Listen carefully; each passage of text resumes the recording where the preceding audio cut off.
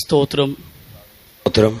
எவ்வளவு வேணும் தகுதி இல்லாத ஏழையாகி அடியனையும் கூட பரிசுத்தவான்களுக்கு முன்பாகவும் தேவ ஜனங்களுக்கு முன்பாகவும் என் தேவனுடைய நாமத்தை உயர்த்தும்படிக்கு தேவன் எனக்கு தந்ததான இந்த வெளியேறப்பட்ட തരുണങ്ങൾക്കാக എൻ ദേവനെ ഞാൻ നന്ദിയോട് കൂടി സ്തോത്രിக்கிறேன். അല്പം പോലും യോഗ്യതയില്ലാത്ത ഏഴയായി എനിക്കും വിശുദ്ധന്മാരുടെ മുമ്പാകെയും എല്ലാ ദൈവജനത്തിന്റെയും മുമ്പാകെയും കർത്താവിന്റെ നാമത്തിന് ഒരു സാക്ഷിയായി നിൽക്കുവാൻ ദൈവം നൽകിയ വിലയേറിയ സമയത്തിനായി ദൈവത്തെ സ്തുതിക്കുന്നു. ഞാൻ ഇതേ അപ്പോസ്തല பெற்றோர்களுக்கு பிறந்து வளர்க்கப்பட்டேன். ഈ അപ്പോസ്തലിക കൂട്ടായ്മയിലുള്ള മാതാപിതാക്കളാൽ ജനിച്ചു വളർത്തപ്പെടുവാൻ ദൈവം ഭാഗ്യം നൽകി.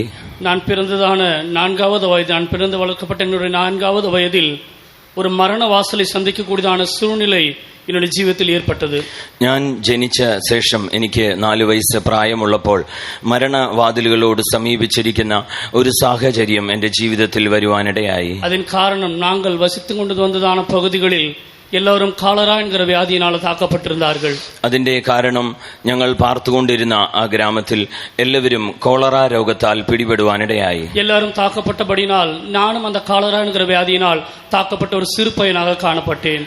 ആ ദേശത്തുള്ള എല്ലാവരും കോളറ വ്യാധിയാൽ പിടിക്കപ്പെട്ടിരുന്നത് കൊണ്ട് ചെറിയ ബാലനായിരുന്ന എനിക്കും ആ രോഗം പിടിപെടുവാനിടയായി. இந்த வியாதியின் தாக்குதல் நாளுக்கு நாள் என்னுடைய ജീവിതത്തിൽ அதிகரித்துக்கொண்டே வந்தது. ആ രോഗത്തിന്റെ ആക്രമണം നാൾക്ക് നാൾ എന്റെ ജീവിതത്തിൽ വർദ്ധിച്ചു വരുവാനിടയായി. ഒരു നാൾ இரவு நேரத்தில் இந்த வியாதியின் தாக்குதல் என்னுடைய ജീവിതത്തിൽ அதிகமானபடியினால் എന്റെ പെற்றോர்கள் വീട്ടുക്ക് അരികിൽ ഉള്ളതാണ് ഒരു മരുത്തുവമനയ്ക്ക് എന്നെ കൊണ്ടു ചെன்றார்கள். ഒരു രാത്രി സമയത്ത് ഈ രോഗത്തിന്റെ ആക്രമണം എനിക്ക് കലശലായി വന്നതുകൊണ്ട് ആ രാത്രിയിൽ എന്റെ മാതാപിതാക്കൾ എന്നെ അടുത്തുള്ള ഒരു വൈദ്യശാലയിലേക്ക് കൊണ്ടുപോകാനിടയായി. அந்த மருத்துவமனையில் உள்ளதாയ டாக்டர்கள் இந்த வியாதிக்கு இந்த ராத்திரி சமயத்தில் எங்களால் சிகிச்சை செய்ய முடியாது என்று சொல்லிவிட்டார்கள்.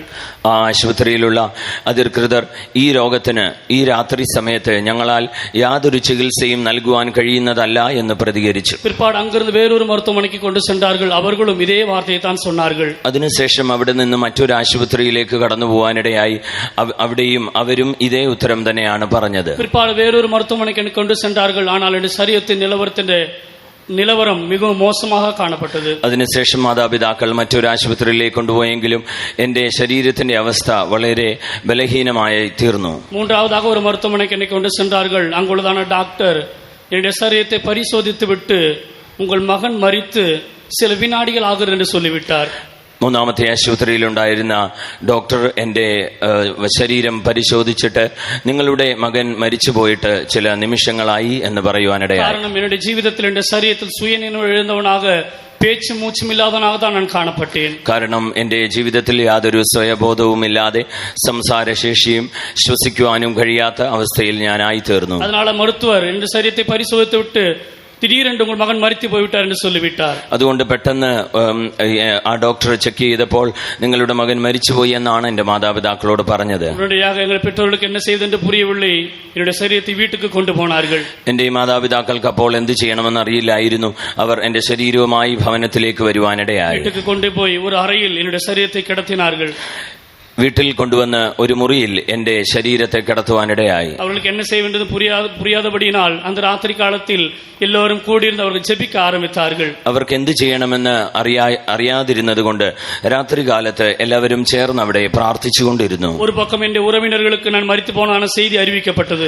മറ്റൊരു ഭാഗത്ത് എന്റെ ബന്ധുമിത്രാദികൾക്ക് ഞാൻ മരിച്ചുപോയി എന്നുള്ള വാർത്ത അറിയിക്കുവാനിടയായി. അന്ന് രാത്രിയിൽ എന്റെ പെற்றோர்கள் தேவரீர் என்னுடைய மகனுக்கு நீ சுகத்தை தருவீரானால் ஜீவனை தருவீரானால் இந்த மகனை உடைய ஊழியத்துக்கு நான் അർപ്പണിக்கிறேன் என்று ഒരു പ്രാർത്ഥന ചെയ്താர்கள். എന്നാൽ അന്ന് രാത്രികാലം എന്റെ മാതാപിതാക്കൾ കർത്താവിനോട് പ്രകാരം പ്രാർത്ഥിച്ചു. കർത്താവേ, ഞങ്ങളുടെ മകന് നീ വീണ്ടും ജീവനെ നൽകുന്നുവെങ്കിൽ, സൗഖ്യം നൽകുന്നുവെങ്കിൽ അവനെ ശുശ്രൂഷയ്ക്ക് ഞങ്ങൾ നേരുന്നു എന്ന് തീരുമാനമെടുത്തു. ജപിക്ക ആരംഭിച്ചതാണ് വേളയിൽ ശരിയാക അതികാലയിൽ 3 മണി വേളയിൽ என்னுடைய கால்களின் விரல்கள் அசைய ஆரம்பித்தது. അവർ പ്രാർത്ഥിച്ച് കഴിഞ്ഞ ശേഷം ഏകദേശം വെളുപ്പിനെ 3 മണിക്ക് എന്റെ കാലിന്റെ വിരലുകൾ അനങ്ങുവാൻ തുടങ്ങി. அதை கண்டபோது மிகவும் அதிர்ச்சி அடைந்தார்கள். അത് കണ്ടപ്പോൾ അവർ വളരെ ആശ്ചര്യപ്പെടുവാനിടയായി. மிகவும் தொடர்ந்து ஜெபிக்க ஆரம்பித்த பொழுது என்னுடைய கையினுடைய விரல்கள் அசைய ஆரம்பித்தது. വീണ്ടും അവർ പ്രാർത്ഥിച്ചുകൊണ്ടിരുന്നപ്പോൾ എന്റെ കൈയുടെ വിരലുകൾ അനങ്ങുവാൻ തുടങ്ങി. மீண்டுமாக திரும்பமாக என்னை மருத்துவமனைக்கு என்னுடைய சரீரத்தை அவர்கள் கொண்டு சென்றார்கள். വീണ്ടും അവർ എന്നെ എടുത്ത് ആശുപത്രിയിലേക്ക് കൊണ്ടുപോകാനിടയായി. അവർ மீண்டுமாக அதே டாக்டர் என்னுடைய சரீரத்தை பரிசோதனை செய்தார். അതേ ഡോക്ടർ തന്നെ വീണ്ടും എന്റെ ശരീരത്തെ പരിശോധിച്ചു. எந்த மருத்துவர் உம்முடைய மகன் மரித்து போய்விட்டான் என்று சொன்னாரோ அதே மருத்துவருடைய சரீரத்தை பரிசோதித்து விட்டு உங்கள் மகன் ജീവനോடு இருக்கிறார் என்று சொன்னார். ഏത് വൈദ്യനാകുന്നു നിങ്ങളുടെ മകൻ മരിച്ചുപോയി എന്ന് പറഞ്ഞത് അതേ വൈദ്യൻ തന്നെ നിങ്ങളുടെ മകൻ ഇപ്പോൾ ജീവൻ വന്നിരിക്കുന്നു എന്ന് പറയുവാനിടയായി. எனக்கும் கூட என்னுடைய தேவன் என்னுடைய ஆயுசு நாட்களை அவர் கூட்டி தந்தபடினால் என் தேவனை நன்றியோடு கூட நான் ஸ்தோத்திரிக்கிறேன், സ്തുതിக்கிறேன். ഏഴയായി എനിക്കും എന്റെ കർത്താവ് ആയുസിന്റെ നാളുകളെ നീട്ടി നൽകിയതിനാൽ ഞാൻ ദൈവത്തെ സ്തുതിക്കുന്നു, വാഴ്ത്തുന്നു.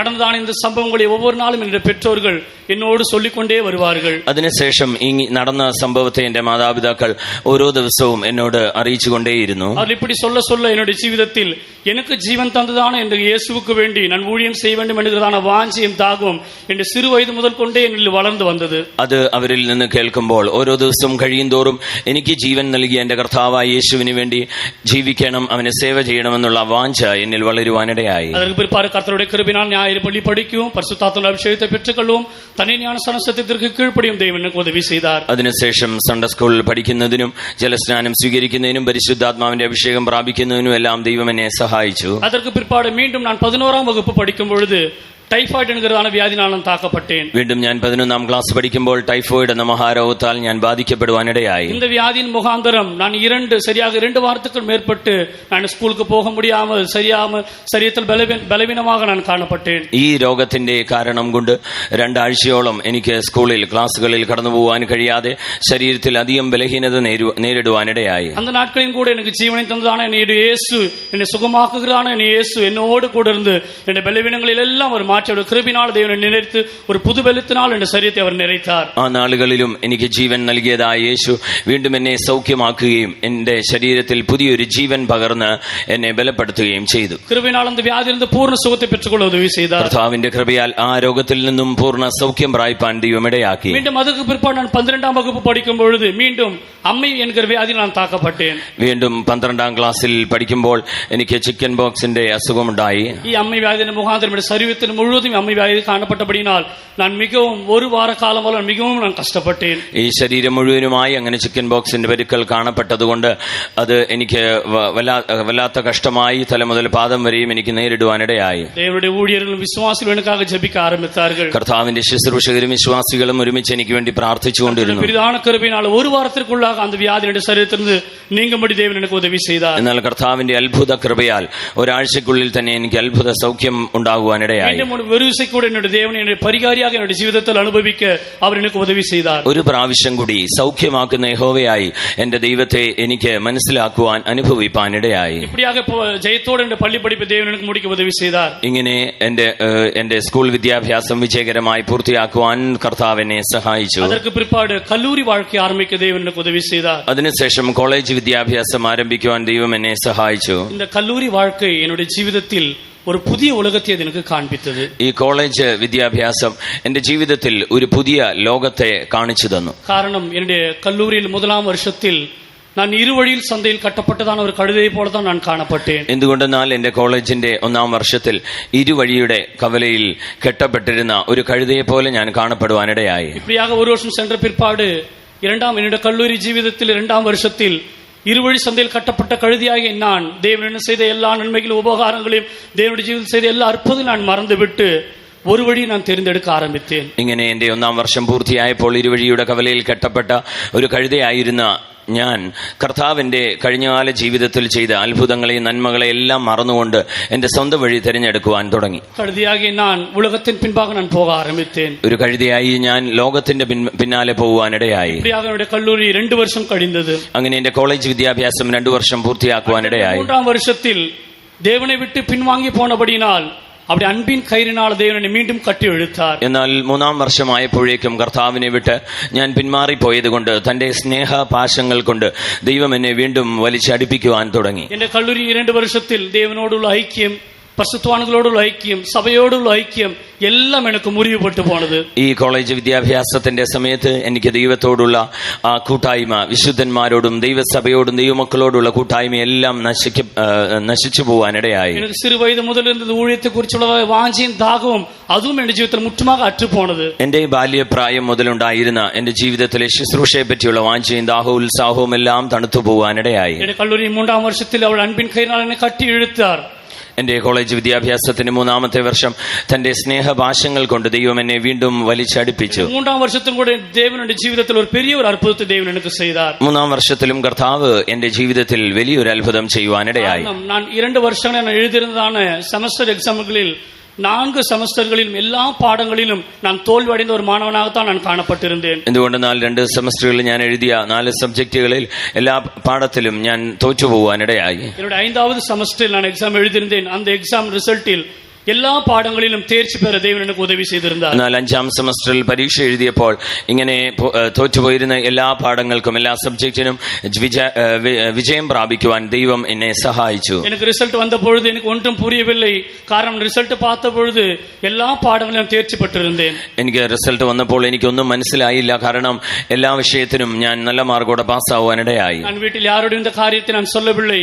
അன்று രാത്രിയിൽ ഞാൻ ദൈവസമൂഹത്തിൽ കാത്തിരുന്ന് ജപിക്കാൻ ആരംഭിച്ചേൻ. ഈ കാര്യമൊന്നും ഞാൻ വീട്ടിൽ അധികം പറയുമായിരുന്നില്ല. അന്ന് രാത്രിയിൽ ഞാൻ ദൈവസന്നിധിയിൽ പ്രാർത്ഥിക്കുവാനായി മുഴങ്കാൽ മടക്കി. ഞാൻ ദൈവസമൂഹത്തിൽ ജപിക്കും പൊഴുത് ദൈവൻ ചെയ്ത നന്മകളെ நினைத்து நினைத்து அவர் செய்தான உபகாரங்களை ஒன்றொன்றும் நினைத்து நினைக்க என்னுடைய ജീവിതത്തിൽ എന്റെ കണ്ണുകളിൽ കണ്ണീർ ഒഴുക ആരംഭിച്ചത്. അങ്ങനെ കർത്താവിന്റെ സന്നിധിയിൽ അല്പസമയം ഞാൻ പ്രാർത്ഥനയോടെ ആയിരുന്നപ്പോൾ ദൈവം ചെയ്ത കഴിഞ്ഞ കാലത്തിലെ അത്ഭുതങ്ങളെയും നന്മകളെയും ഓർത്തപ്പോൾ എന്റെ കണ്ണുനീർ അടക്കുവാൻ കഴിഞ്ഞില്ല. അയ്യോ ദൈവൻ എന്റെ ജീവിതത്തിൽ ചെയ്ത എല്ലാ നന്മകളും മറന്നുവിട്ട് இந்த உலகத்தின் பின்பாக போனேனே എന്നുള്ളതാണ് ഒരു വേദന എന്റെ ജീവിതത്തിൽ ഉണ്ടാകുന്നത്. കർത്താവിന്റെ ജീവിതത്തിൽ ചെയ്ത സകല നന്മകളെയും ഉപകാരങ്ങളെയും എല്ലാം മറന്നിട്ട് അയ്യോ ഞാൻ ഇങ്ങനെ ലോകത്തിന്റെ പിന്നാലെ പോയല്ലോ എന്നൊരു ദുഃഖം എനിക്കുണ്ടാവാനിടയായി. അന്ന് രാത്രിയിൽ ഒരു ദൈവത്തിന്റെ ശബ്ദത്തെ ഞാൻ കേൾക്കാൻ ആരംഭിച്ചു. അന്ന് രാത്രികാലം കർത്താവിന്റെ ശബ്ദം ഞാൻ കേൾക്കുവാനിടയായി. നീ എൻ പാർവയ്ക്ക് അരുമയാണപടിയാൽ ഗണം പെറ്റായി. നീ എനിക്ക് വിലയേറിയവനും മാന്യനുമായി തീർന്നിരിക്കുന്നു. ഉടനടിയാക ദൈവനുടെ ശബ്ദം എന്ന് ഞാൻ പുരിഞ്ഞു കൊണ്ടേൻ. ഇത് കർത്താവിന്റെ ശബ്ദമെന്ന് എനിക്ക് ഉടനടി മനസ്സിലാക്കുവാനിടയായി.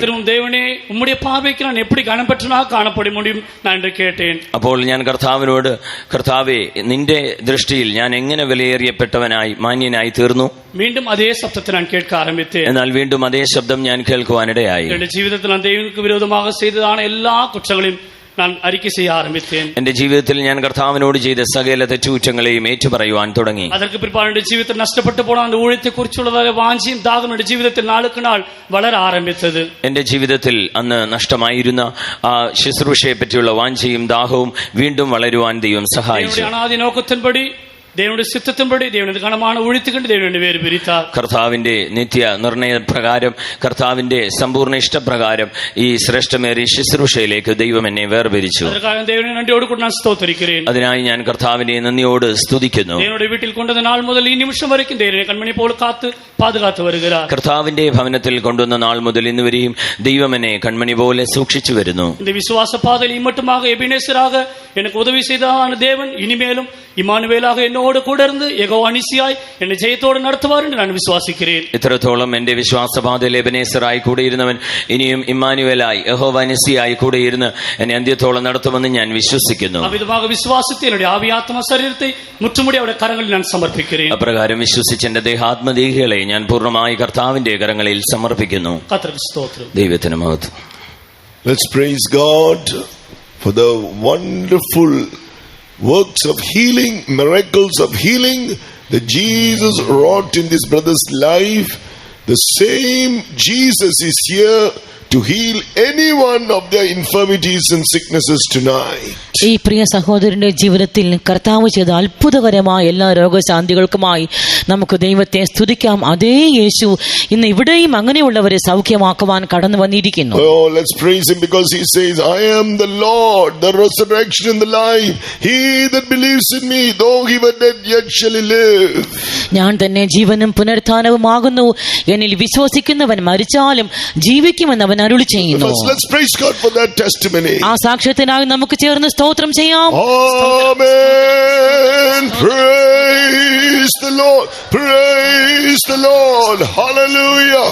Whoever is sick tonight, ഇന്ന് രാത്രി ആരെല്ലാം രോഗികളായിരിക്കുന്നുവോ, Lord is in our midst as the Lord, the resurrection and the life. പുനരുത്ഥാനവും ജീവനുമായ കർത്താവായി നമ്മുടെ ദൈവം നമ്മുടെ നടുവിൽ ഉണ്ട്. He who heard the prayer of the parents and raised him from the dead. മാതാപിതാക്കളുടെ പ്രാർത്ഥനയെ കേട്ട് പ്രിയ സഹോദരനെ മരണത്തിൽ നിന്നും ജീവിപ്പിച്ചവനായ ദൈവം, He who healed him from all his serious illnesses. ഗുരുതരമായ സകല രോഗബാധകളെയും മാറ്റി തന്നെ സൗഖ്യമാക്കിയവനായ കർത്താവ്, സൗഖ്യമാക്കുന്നവർ. able to heal you right now. അതെ, നിങ്ങളെ സൗഖ്യമാക്കുവാൻ ആ ദൈവം ഇപ്പോൾ ഇവിടെയുമുണ്ട്.